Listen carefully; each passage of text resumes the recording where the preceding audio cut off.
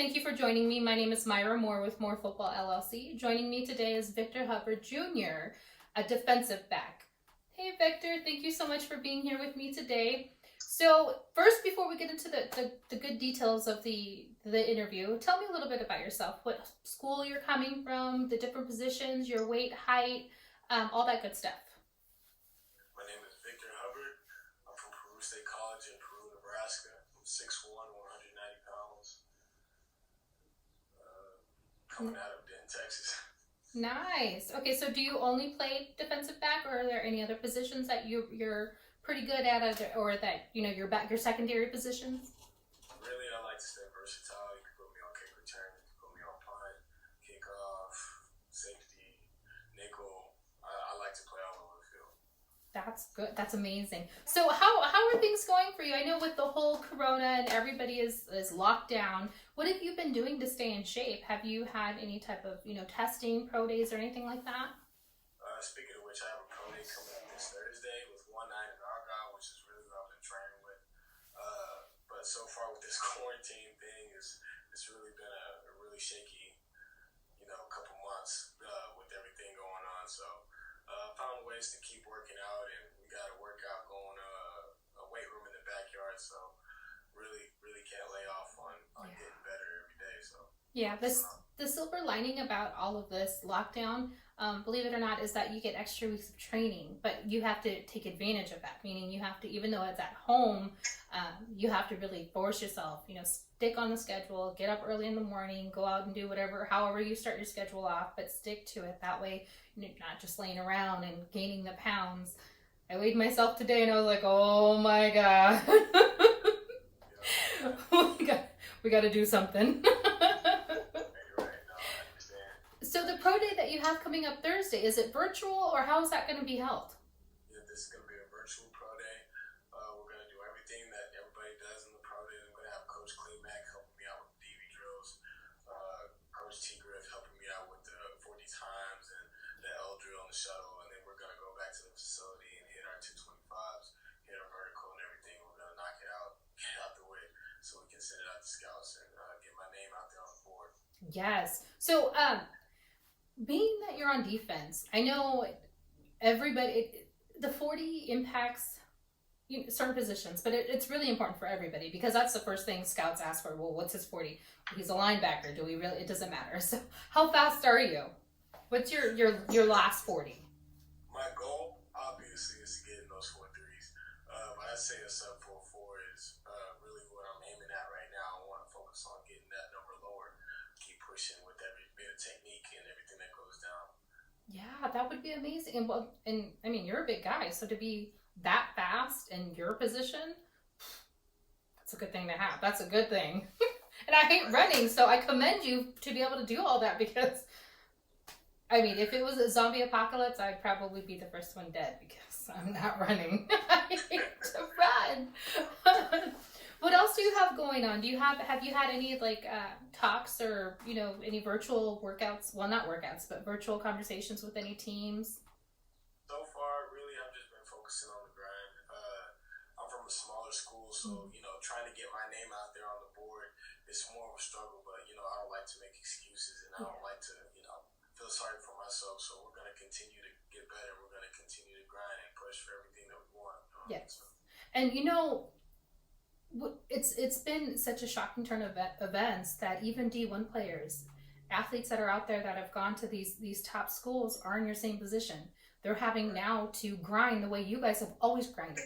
I love my small school guys, because you guys have to put in that extra. You really have to hit the pavement and face so much adversity, because you're starting basically, I don't want to say from the bottom, but it's really from the bottom, and you have to go and do that extra workout, or that extra training and sending out and bugging people and showing them your film.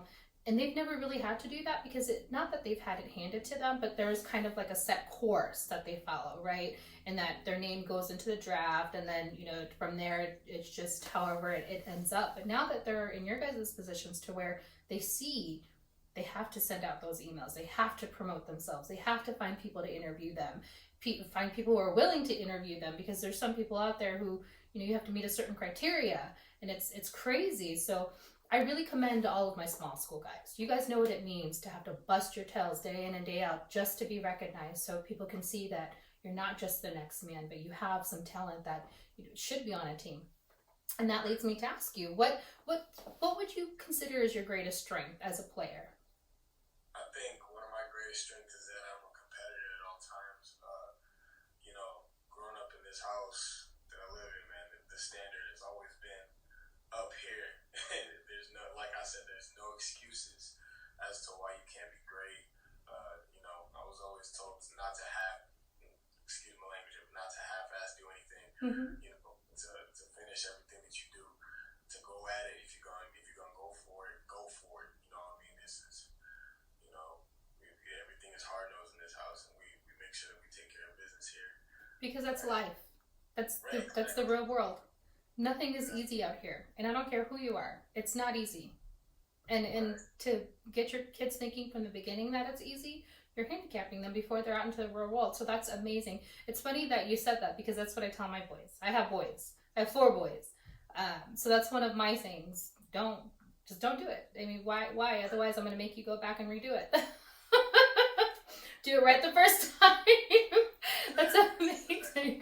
So what sets you apart? What makes you different from the next man, from the next player? If a coach or a team were to ask you today, they were to do a virtual conversation with you and ask you, what makes you different? Why should they sign you? What would you bring to the team? I think really a big difference between me and other players, and just like the conversation we were having earlier, we were talking about the difference between D1 players and the small school players. My mindset is just a little bit different, and my work ethic is far past what anybody would probably ever know. When people have to send out emails and go look for exposure in different ways, I'm used to that. Back in high school, I wasn't that big top 10 guy. I wasn't the big talk of the school.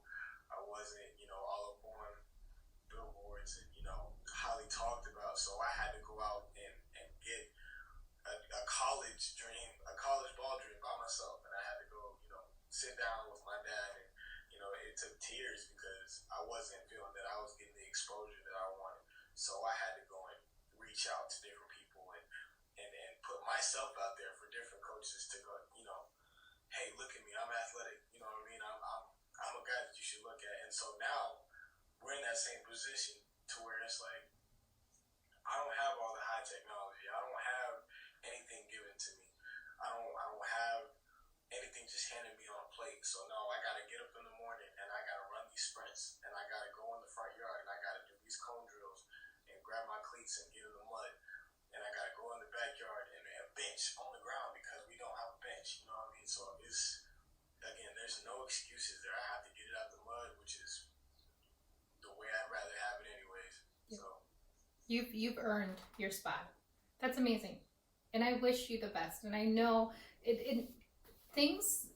I think what a lot of people are going to start realizing is, because of the situation, the pandemic that we're in, it's shaking up our market, right? So all of the D1 guys, the D2 guys, and again, not dissing them or saying anything, but now that you guys are all kind of thrown into the same pool, and everybody's getting their film in the same platforms, meaning Twitter, being emailed to the different teams and different scouts, and these recruiters and these scouts and these coaches are primarily focusing now on Twitter and different social media avenues to view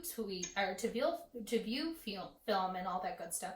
They're starting to see everybody and not just a select group. So I think that with this change, it was a much needed change. I firmly, it's too soon to tell because you need to get the data in. But after the draft and, depending on how the rest of the year goes, and we're hoping football happens. But it's really, I think what's happening now is going to change everything for the future. And it's going to be a good thing. So, yes. So how do you feel about the draft coming up, especially with it being, virtual and all that good stuff? Are you nervous? Or what are your feelings on it right now? I'm staying in my lane. I'm going to continue to do, exactly what I've always been doing, which is I'm going to continue to work. I'm not really worried about it. Yes.